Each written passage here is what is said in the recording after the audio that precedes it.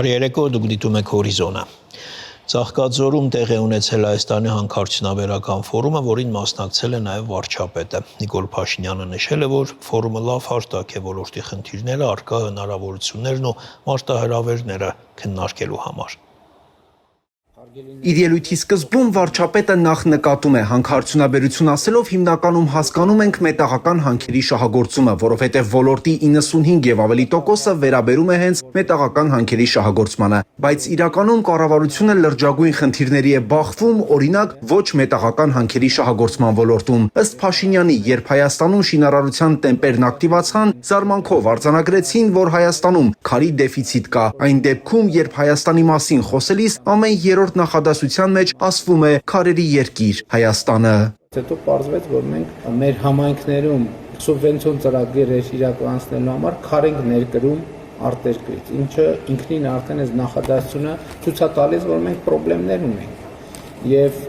այդ 95%-ը իհարկե ավելացված արժեքի գնի մասով, կշռի մասով գուցե ինչ որտեղ հասկանալի է, բայց ես կարծում եմ, որ մասնավորապես քարի մշակման եւ արդյունահանման ոլորտում մենք անելիքներ ունենք, որովհետեւ դա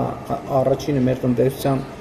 պոտենցիալն է եւ երկրորդը մեր երկրի կոլորիտը մեր երկրում ներկայացնելու հնարավորությունն է, ինչը մենք այդքան էլ լավ չենք անում։ Այս համատեքստում վարչապետը կիսվեց վերջերս Չինաստան կատարած իր այցի մի տպավորությամբ։ Նիկոլ Փաշինյանին շատ է զարմացրել, որ Չինաստանում շատ տարածված երևույթ է երկրում առկա քարերից քարի հուշարձանների գոյությունը։ Դրանք ըստ նրա շատ գեղեցիկ են եւ բնակավայրերին կոլորիտ են հաղորդում։ Պատկերացեք,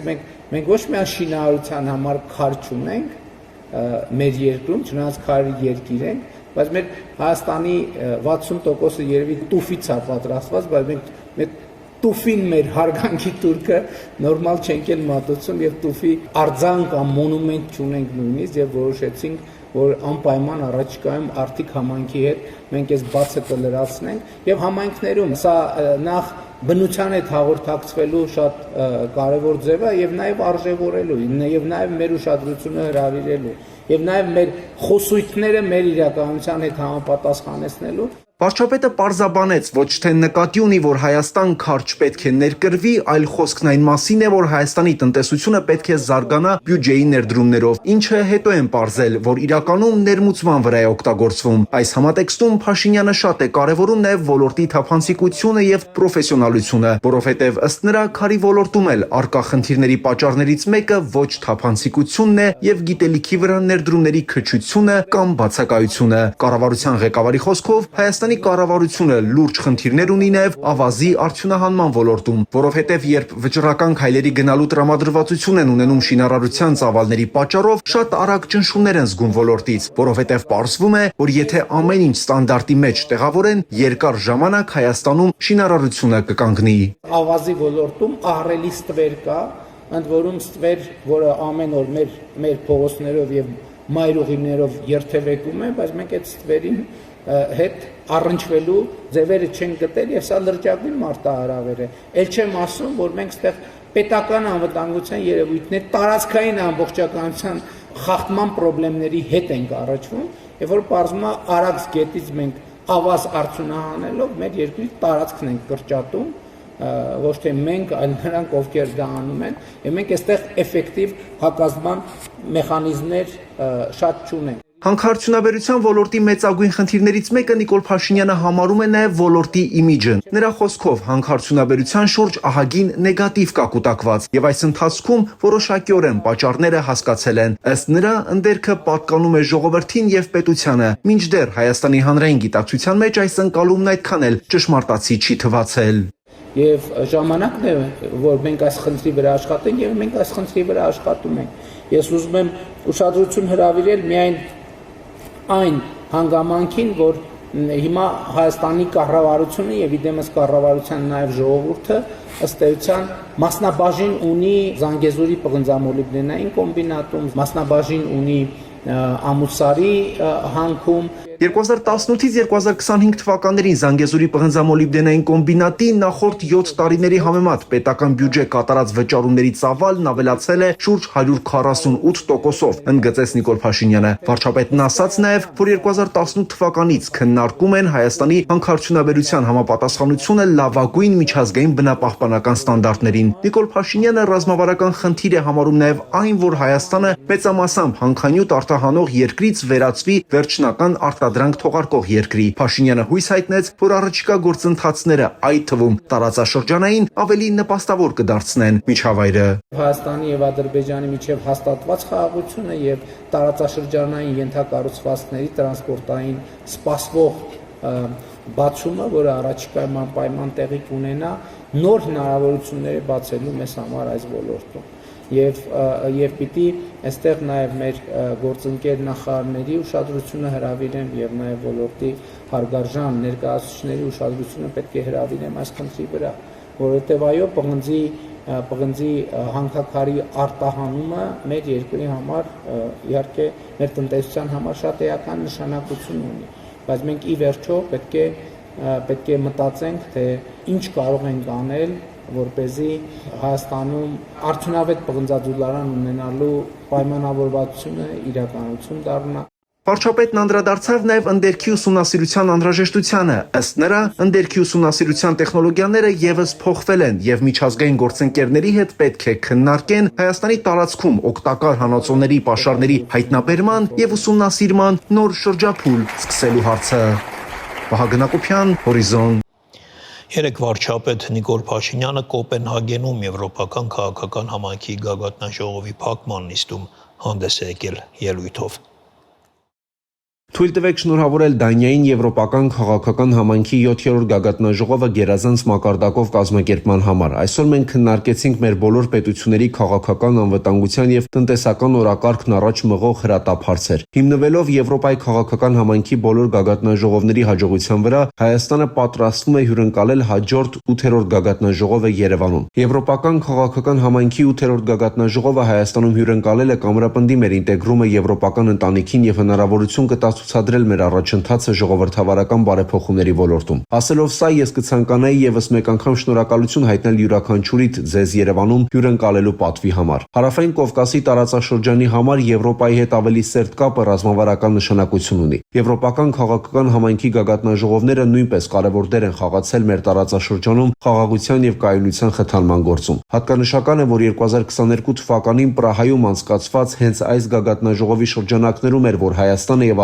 Ադրբեջանը վերահաստատեցին միմյանց ինքնիշխանության եւ տարածքային ամբողջականության նկատմամբ հարգանքը, հիմնվելով 1991 թվականի Ալմաթայի հռչակագրի վրա։ Այս համաձայնագիրը ձեռք է բերվել Ֆրանսիայի նախագահ Էմանուել Մակրոնի եւ Եվրոպական խորհրդի նախկին նախագահ Շարլ Միշելի ներկայությամբ եւ ակտիվ մասնակցությամբ։ Անցյալ տարի կրկին Եվրոպական քաղաքական համայնքի շրջանակներում Հայաստանը եւ Ադրբեջանը փոխադարձաբար աջակցեցին միմյանց տեխնացությունը, հյուրընկալելու Եվրոպական քաղաքական համայնքի առաջիկա գագաթնաժողովներից մեկը։ Այս համաձայնագրերն ըստ էության հիմք հանդիսացան Վաշինգտոնում կայացած պատմական գագաթնաժողովի համար, որտեղ ես եւ նախագահ Ալիևը խաղաղություն հռչակեցինք։ Եվ այժմ, երբ այցելեք Երևան 2026 թվականին եւ Բաքու 2027 թվականին, դուք կտեսնեք երկու պետություն, որոնք աշխատում են խաղաղության եւ կապակցվածության ամրապնդման եւ ինստիտուցիոնալացման ուղղությամբ։ Հաշվի առնելով սա, Եվրոպական քաղաքական համայնքի Երևանի գագաթնաժողովի հիմնական թեմաներից մեկը կլինի կապակցվածությունը։ Միջին միջանցքի իրականացումը եւ Եվրոպայի, Հարավային Կովկասի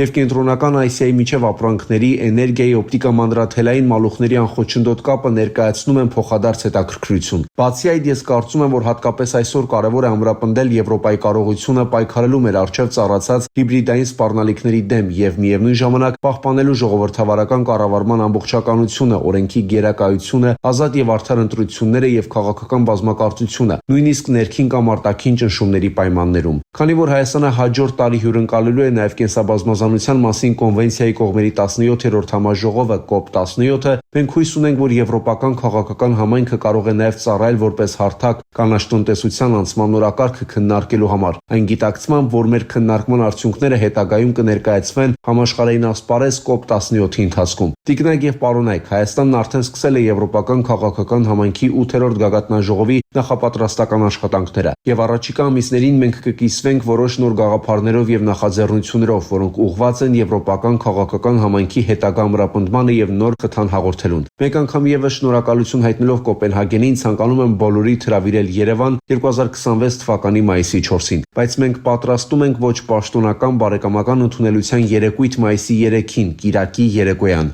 Այսպիսով հուսով եմ տեսնել բոլորիդ այնտեղ։ Մեծ պատիվ եւ հաճույք կլինի բոլորիդ հյուրընկալելը։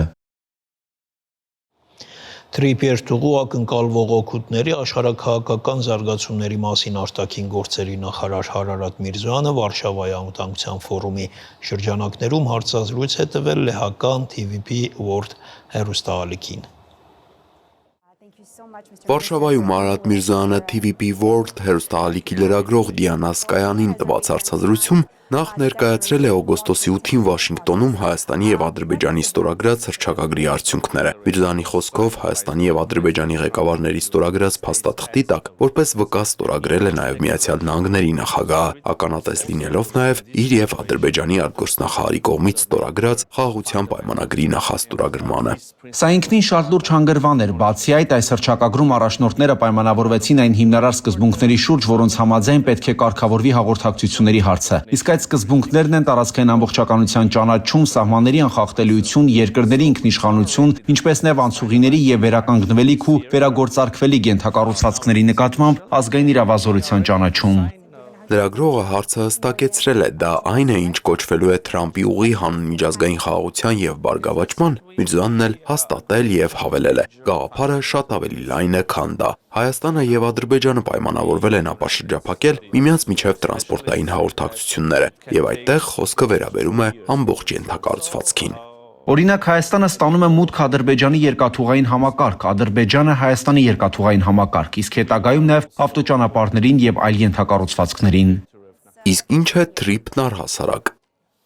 Հայաստանը եւ Միացյալ Նահանգները պատրաստվում են ստեղծել կոնսորցիում, ընկերություն, որը կլինի երկաթուղային անցուղու շինարարն ու հիմնական օպերատորը։ Այս կոնսորցիումն իր հերթին կարող է ներգրավել երրորդ ընկերության կամ ընկերությունների այս կամ այն աշխատանքը կատարելու կամ ամբողջ անցուղու համար, այս կամ այն ծառայությունը մատուցելու համար։ Այսպիսով Միրզոյանի խոսքով բոլոր պայմանավորվածությունները փոխադարձ են լինելու։ Արդյոք արդեն հայտնի է, թե երբ է գործնականում սկսվելու երկաթուղային ուղին։ Հետաքրքրվել է լրագրողն ու հիշեցրել, որ Միացյալ Նահանգները Հայաստանին արդեն իսկ տրամադրել է 145 միլիոն տարբեր ծրագրերի համար։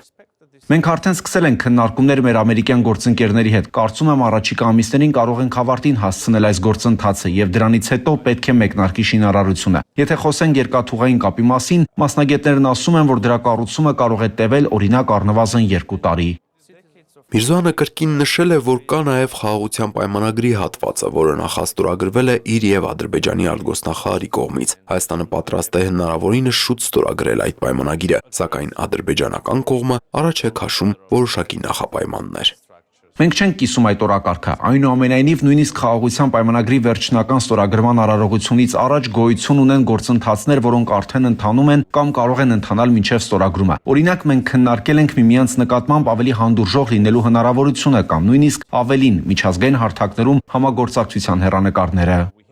Ապա Արարատ Միրզոյանը խոսել է Հայաստանի եւ Ադրբեջանի միջև տասնամյակների հակամարտությունից հետո տիրող իրավիճակից, նշել, որ համատեղ դիմել եւ խնդրել են փակել ՀԱԿ Մինսկի գործընթացի կառույցները, որն արդեն իրագործված քայլ է, նաեւ այն, որ վաղուց մեկնարկել է երկու երկրների միջև պետական սահմանի սահմանազատման գործընթացը ու արդեն 12 կիլոմետրը սահմանազատվել է, այնուհետ խոսել է հնարավոր մարտահրավերների մասին։ Տասնամյակներ տևած հակամարտությունը կուտակել է նաև ծանր հոգեբանական բեռ, երկու կողմերում էլ առկա է արյան պատմություն ու հիշողություն։ Կարծում եմ հասարակությունների շրջանում հավանաբար երկու կողմում էլ դեռևս պահպանվում է զգուշավորություն։ Հաշտեցման գործընթացը ժամանակ է պահանջելու։ Խաղաղությունն, ինչպես արդեն նշեցի, հաստատվել է, սակայն այն երկուստեք պահանջում է մշտական խնամք եւ ամենօրյա ջանք։ Այս համատեքստում պետք է նշեմ, որ ցանկացած կողմի ագրեսիվ հռետորաբանությունը որևէ կերպ չի նպաստում գործընթացին։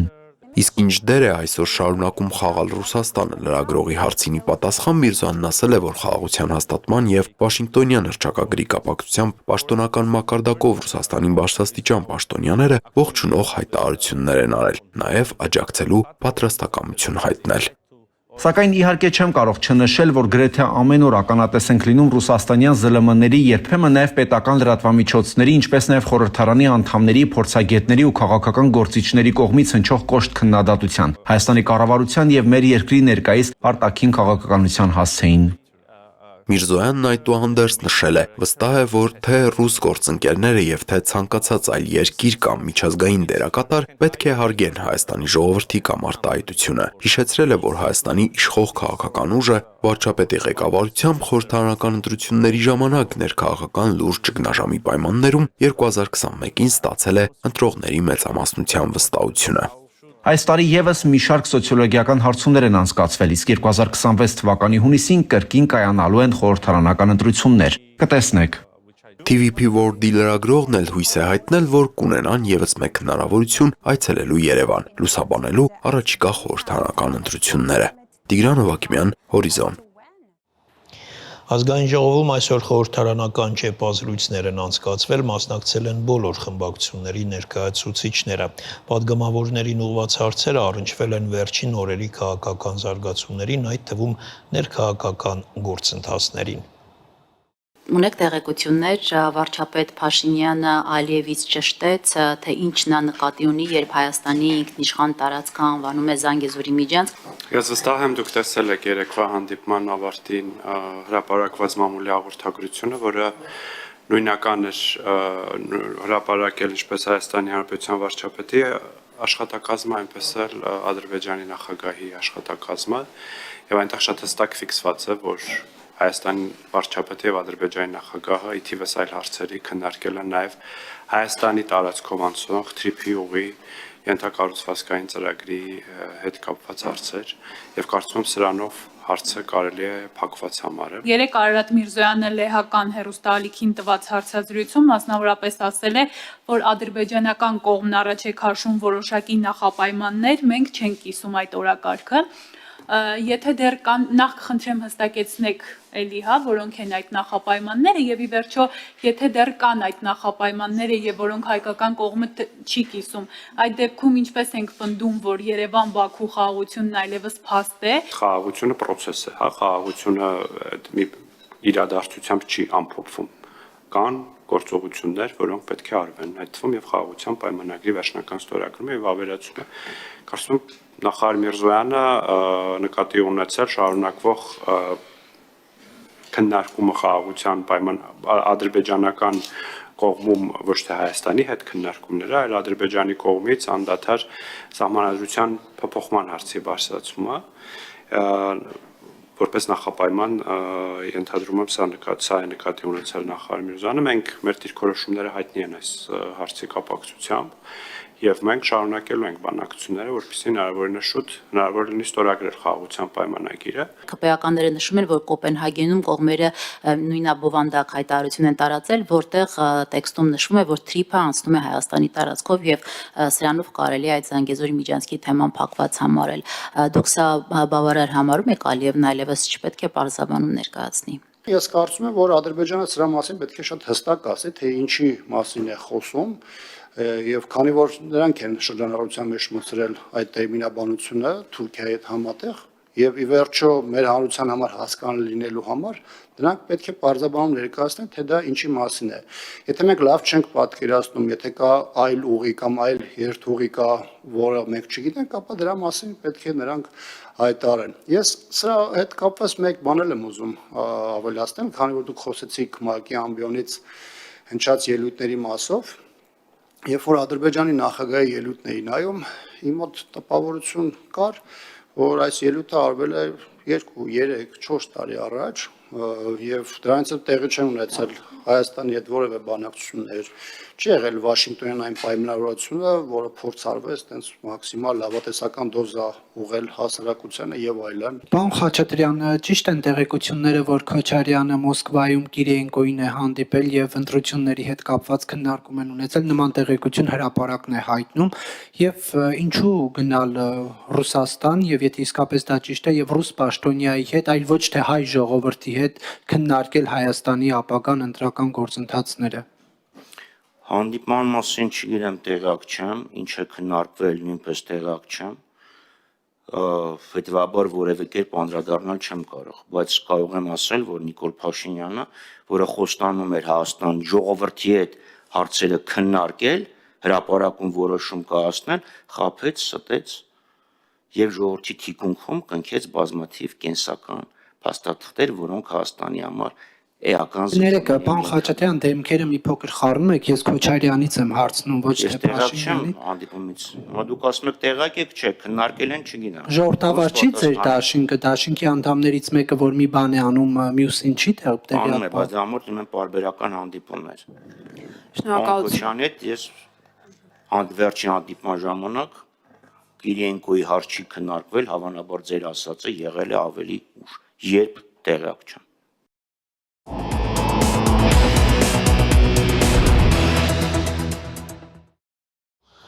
Երևանում է Միացյալ Նահանգների մաքսային եւ սահմանային ծառայության պատվիրակությունը։ Թե ինչ առիթով են ժամանել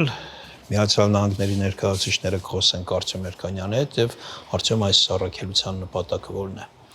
Ամերիկյան այդ մաքսային եւ սահմանապահ վերահսկողության ծառայությունը ազդեցիկ հատուկ ծառայություն է ըստ էության եւ մտնում է Միացյալ Նահանգների ներքին անվտանգության նախարարության կառուցվածքի մեջ։ Այդ փորձագետները ժամանել են դեռևս սեպտեմբերի 29-ին եւ կմնան Երևանում մինչեւ հոկտեմբերի 11-ը աշխատելով Հայաստանի մաքսային եւ սահմանապահ ծառայության իրենց գործընկերների հետ եւ ինչպես ընդգծվում է Միացյալ Նահանգների դեսպանության տարածած հաղորդագրությունում, նրանց նպատակն է ավելի արդյունավետ դարձնել բոլոր այն խնդիրների լուծումները, որոնք կապված են սահմանի վերահսկողության հետ եւ որ իրենց նպատակն է վերլուծել այն եղած հնարավորությունները եւ բաց թողումները, որոնք հնարավոր է շտկել եւ նաեւ պարզել այն ուղղությունները, որոնցում Հայաստանը ունի ռազմավարական ներդրումների անհրաժեշտություն։ Այսինքն հետագայում ակնկալվում է, որ նյութական աջակցություն կամ ներդրում կատարվի այդ ոլորտների զարգացման մեջ։ Դեսպանության տարածած հաղորդագրությունում մասնավորապես հետևյալն է ասվում. հպարտ ենք աջակցել այս առաջին քայլին ուղղված խաղաղության խաչմերուկ նախագծի ոլորտում մեր գործընկերության իրականացմանը, որի մասին հուշագիր ստորագրվեց նախագահ Թրամփի եւ վարչապետ Փաշինյանի միջև օգոստոսի 8-ին Սպիտակ տանը։ Հիշեցնեմ այդ հուշագրում հատուկ հիշատակվում է նաև, որ կողմերը հակված են զարգացնել իրենց համագործակցությունը սահմանային ծառայության այդ զարգացման գործում ենթակառուցվածքների զարգացման, ներդրումների իրականացման եւ փորձի փոխանակման միջոցով։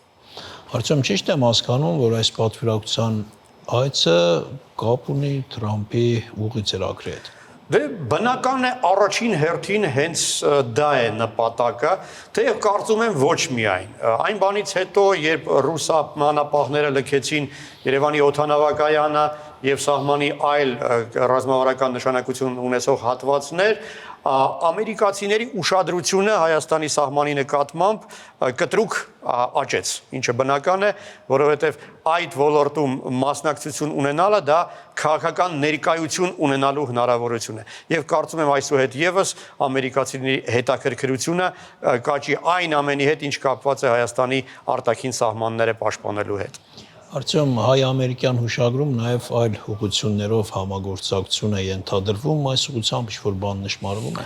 Այո, որոշ ուղղություններով արդեն որոշակի քայլեր իրականացվում են։ Մի քանի օր առաջ Հայաստանի անվտանգության խորհրդի քարտուղարը հենց այս հարցի վերաբերյալ հանդիպել էր ԱՄՆ դեսպանի հետ։ Սեպտեմբերի 29-ին Հայաստանի փոխարտգործնախարար Աբի Սողոմյանը մասնակցել էր ամերիկացի փորձագետների հետ այսպես կոչված 1-2-3 համաձայնագրին Հայաստանի միանալը, դա էներգետիկայի ոլորտում համագործակցության հիմքը ստեղծող փաստաթուղթն է, որը հավանաբար շուտով գործնական փուլ կանցնի, եւ այդ բանակցություններում այդ խորհրդակցությունն ընդգծվում էր, որ այս process-ը հենց այդ օգոստոսի 8-ին ստորագրված հուշագրի գործնական քայլերից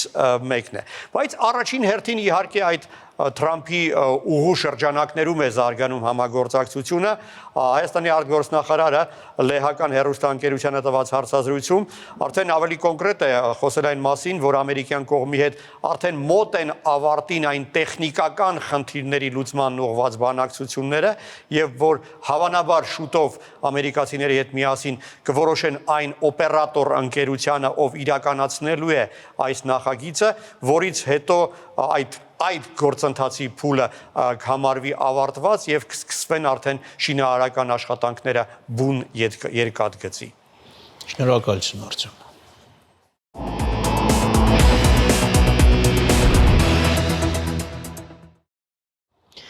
Ավարտվեց հորիզոնի այս թողարկումը, կարճ դադարից հետո եթերը կշարունակի Ալլա Ղալաջյանը, գործընկերս Կամփոփյա անցնող շաբաթվա կարևոր միջազգային իրադարձությունները։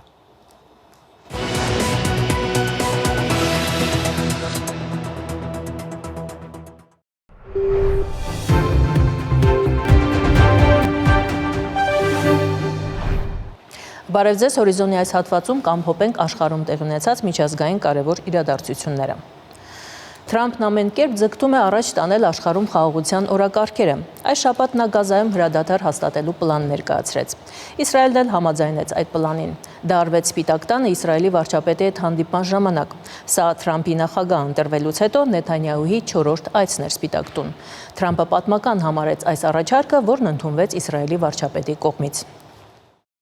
Երկու առաջնորդների մամուլի ասուլիսից կարճ ժամանակ առաջ Սպիտակ տունը հրապարակեց 21 հիմնական կետերից բաղկացած հրադադարի ծրագիր, ըստ որի Գազան պետք է դառնա ահաբեկչությունից եւ արմատականությունից զերծ գոտի, որը որևէ սպառնալիք չի ներկայացնի իր հարևանների համար։ Թրամփը նշել է, որ շատ երկրներ են նպաստել ծրագրին։ Նա շնորհակալություն է հայտնել արաբ եւ մուսուլման առաջնորդներին առաջարկի մշակման գործում ցուցաբերած աջակցության համար, ինչպես նաեւ բազմաթիվ եվրոպացի դաշնակիցների։ Նա հայտարարեց, որ արաբական եւ մուսուլմանական երկրները պարտավորվել են հնարավորին չափ շուտ ապառազմականացնել Գազան։ Նա նաեւ նշեց, որ ծրագիրը ներառում է Համասի թունելների եւ արտադրական օբյեկտների լիակատար ոչնչացում։ Ծրագիրը ներառում է նաեւ տեղական ոստիկանության վերապատրաստում։ Նախատեսվում է Իսրայելի պաշտպանության բանակը փուլ առ փուլ դուրս բերել Գազայից։ Թրամփը նշեց, որ սերտորեն համագործակցում է Նեթանյահուի հետ մերձավոր արևելքում խաղաղություն հաստատելու համար։ Իր հերթին Իսրայելի վարչապետը հայտարարեց, որ աջակցում է Գազայում պատերազմը դադարեցնելու Թրամփի ծրագրին, հավելելով, որ իր գլխավոր պայմանն այն է, որ 72 ժամվա ընթացքում վերադարձվեն բոլոր պատանդները։ Լրագրողները ուշադրություն են դարձրել նրան, որ երկու առաջնորդների մամուլի ասուլիսը տեղի ունեցել ավելի քան 1 ժամ ուշացումով։ Ըստ BBC-ի թղթակցի հետաձգման պատճառը հավանաբար այն է, որ Նեթանյահուն Թրամփի խնդրանքով զանգահարել է Կատար, ներողություն խնդրելու Դոհայում Համասին թիրախավորող օդային հարվածի ժամանակ կատարցի զինվորի պատահական մահվան համար։ Այժմ առաջարկվող այս պլանով նախատեսվում է Գազայի հատվածում տեղակայել միջազգային ուժեր եւ հումանիտար օգնության մասշտաբային մատակարարումներ սկսել։ Բացի այդ, պետք է ստեղծվի տնտեսական հատուկ գոտի։ Հատուկ ընդգծված է, որ Գազայի հատվածից մարդկանց բռնի տեղահանում չի իրականացվելու։ Գազայի հատվածը անցումային շրջանում կղեկավարի տեխնոկրատների կոմիտեն, մինչև Պաղեստինյան կառավարության կողմից բարեփոխումների իրականացումը։ Այդ կոմիտեն կձևավորվի պաղեստինցիներից եւ ամբողջ աշխարհից եկած մասնագետներից։ Իդիվս այլոց հանձնաժողովի աշխատանքներին մասնակցելու ցանկություն ունի Մեծ Բրիտանիայի նախկին վարչապետ Թոնի Բլեերը։ Թրամփը հայտարարել է, որ ինքն է ցանկանում ղեկավարել հանձնաժողովը։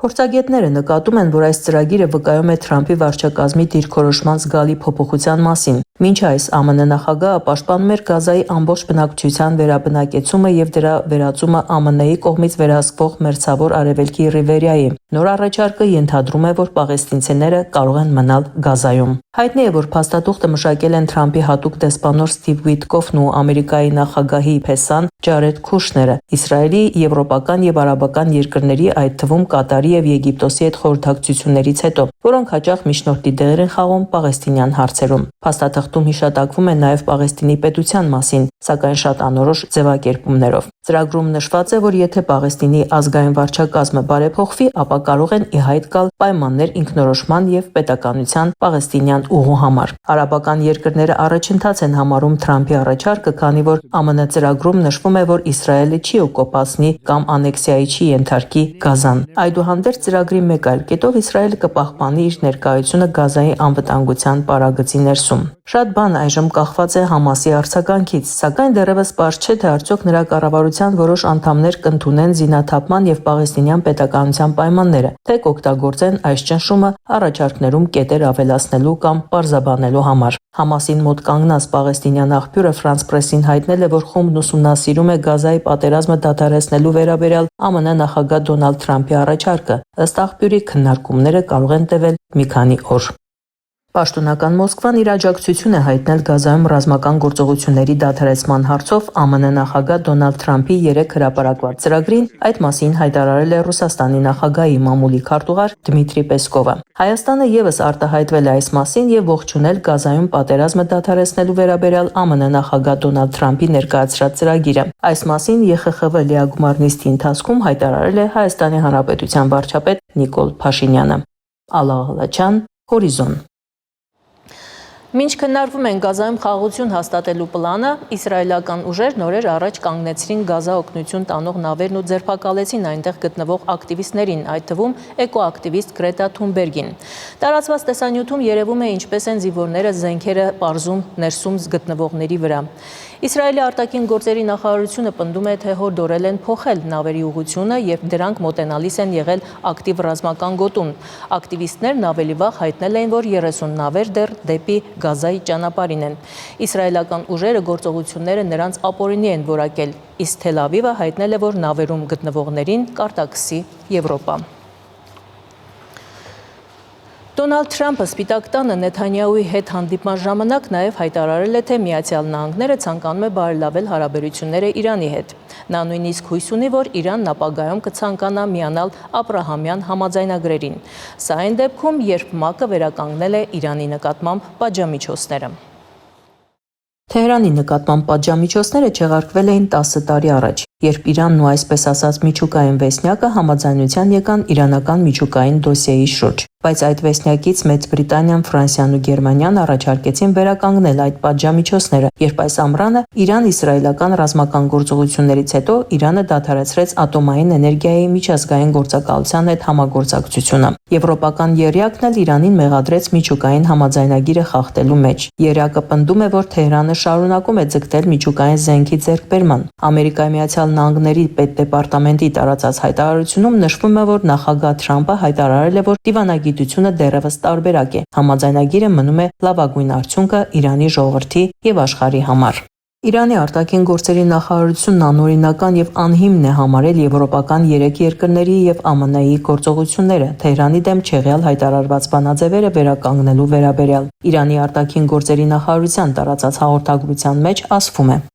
Չեղյալ հայտարարված բանաձևերը վերակենդանացնելու փորձերը ոչ միայն իրավաբանորեն անհիմն եւ անարդարացի են, այլև բարոյական եւ տրամաբանական տեսանկյունից բացարձակապես անընդունելի են։ Իրանի Իսլամական Հանրապետության խաղաղ միջուկային ծրագիրը համապարփակ կերպով քննարկվում է Անվտանգության խորհրդի 2231 բանաձևում եւ դրա հավելվածում համատեղ համապարփակ գործողությունների ծրագրում, եւ դրա 10-ամյա ժամկետը պետք է համարվի ավարտված 2025 թվականի հոկտեմբերի 18-ին։ Թեհրանը նաև ընդգծել է, որ ՄԱԿ անդամ պետությունների, այդ թվում Իրանի համար, որևէ պարտավորություն չի առաջանում չեղյալ հայտարարված բանաձևերի դրույթների եւ մեխանիզմների վերաբերյալ։ Ավելի վաղ Ամերիկայի Միացյալ Նահանգները առաջարկել էր 3 ամսով հետաձգել ՄԱԿ-ի Անվտանգության խորհրդի պատժամիջոցների վերականգնումը Իրանի նկատմամբ, բայց դրա դիմաց պահանջել էր հարստացված ամբողջ ուրանի փոխանցումը։ Այս մասին հայտարարել էր Իրանի նախագահ Մասուդ Փեզեշքյանը, նշելով, որ նման պայմանը բացարձակ անընդունելի է։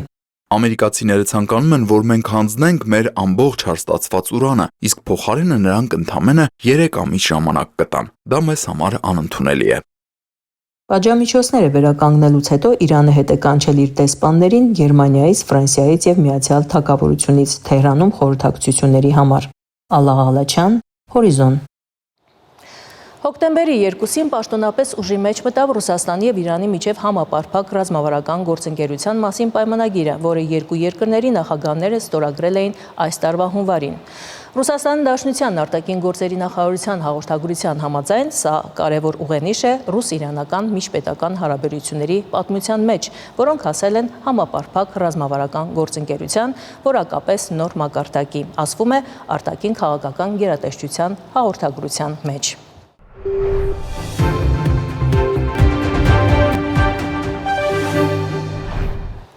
ԱՄՆ դաշնային կառավարությունը 7 տարվա ընթացքում առաջին անգամ չորեքշաբթի դադարեցրեց աշխատանքը, քանի որ Սենատին չհաջողվեց ընդունել ֆինանսական տարվա բյուջեի մասին օրինագիծը։ Շաթդաունը պայմանավորված է պետական գործակալությունների ֆինանսավորման համաձայնագրերի բացակայությամբ։ Սա Դոնալդ Թրամփի օրոք կառավարության 4-րդ շաթդաունն է։ Նոր ֆինանսական տարվա մեկնարկի նախօրեին Սենատը մերժեց 2 ժամանակավոր բյուջետային օրինագծեր, որոնք առաջարկել էին եւ դեմոկրատները եւ հանրապետականները։ Դոնալդ Թրամփը հայտարարեց, որ չի ձգտում դադարեցնել կառավարության աշխատանքը, մտադիր է կրճատել դեմոկրատների ծրագրերը եւ մեծ թվով դաշնային աշխատակիցների ազատել աշխատանքից։ ԱՄՆ պետքարտուղար Մարկո Ռուբիոն էլ հայտարարեց, որ շաթդաունը թուլացնում է Վաշինգտոնի դիրքերը միջազգային ասպարեզում եւ վտանգի տակ դնում ԱՄՆ ազգային անվտանգությունը։ Այդ իսկ պատճառով Հայաստանում ԱՄՆ դեսպանությունը հայտնեց, որ նահանգների բյուջեի չհաստատմամբ պայմանավորված Facebook-ի իր էջում նոր հրապարակումներ չեն լինի, մինչև գործունեության լիարժեք վերսկսումը։ Բացառություն կկազմեն անվտանգության եւ ապահովության հետ կապված անհետաձգելի հրապարակումները։ Չհաստատված բյուջեի պայմաններում ԱՄՆ-ում եւ ԱՄՆ դեսպանություններում եւ հյուպատոսարաններում կշարունակվեն արդեն նշանակված անձնագրային եւ վիզաների ծառայությունները, քանի դեռ իրավիճակը թույլ կտա։ Նշված է դեսպանատան հայտարարության մեջ։ Իլոն Մասկն այս պահին երկրագնդի ամենահարուստ մարդն է։ Նա դարձավ պատմության մեջ առաջին մարդը, որի կարողությունը հասավ $500 միլիարդ։ Տարվա սկզբին, երբ Մասկը ընդգրկված էր Դոնալդ Թրամփի վարչակազմում, նրա ընկերությունների, մասնավորապես Տեսլայի արժեքը կտրուկ անկում ապրեց, բայց Սպիտակ տնից նրա հեռանալուց հետո դրանց բաժնետոմսերի գինը բարձրացավ։ Մասկը զբաղեցնում է առաջին տեղը Ֆորսի միլիարդատերերի վարկանիշային աղյուսակում։ Նրան հաջորդում են Oracle տեխնոլոգիական ընկերության ղեկավար Լարի Էլիսոնը, Մետա կորպորացիայի համահիմնադիր Մարկ Ցուկերբերգը, Ամազոնի հիմնադիր Ջեֆ Բեզոսը եւ Գուգլի համահիմնադիր Լարի Փեյջը։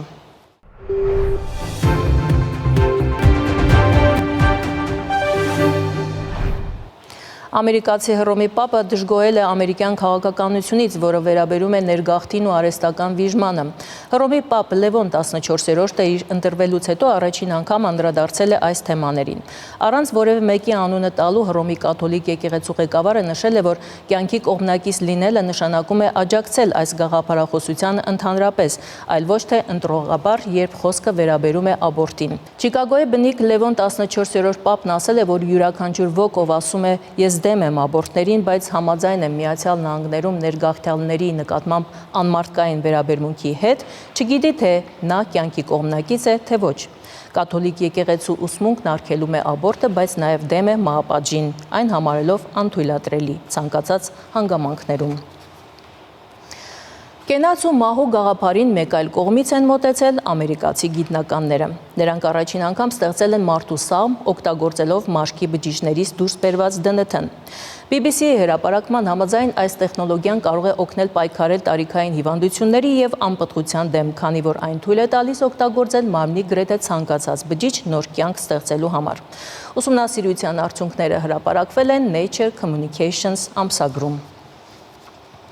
Եվ վերջին լուրը հոլիվուդյան աստղային աշխարհից։ Հանրահայտ դերասանուհի Նիկոլ Քիդմանը բաժանվել է ամուսնուց Քիթ Ուրբանից։ Եվ դա 20 տարվա ամուսնությունից հետո, որի ընթացքում Քիդմանն ու Ուրբանն ունեցան 2 երեխա։ Քիդմանը աշխարհի ամենահայտնի դերասանուհիներից մեկն է եւ Օսկարի մրցանակակիր։ Նա Գրեմի մրցանակի քառակի դափնեկիր քանթրի երգիչ Ուրբանի հետ ամուսնացել է 2006 թվականին, իսկ ըստ լրատվամիջոցների այս ամռանից Քիդմանն ու Ուրբանը առանձին են ապրում։ Դերասանուհին ինքը դեմ է եղել ամուսնալուծությանը։ Եվ այժմ Քիդմանի եւ Ուրբանի բաժանման պատճառները հանրությանը մնում են անհայտ։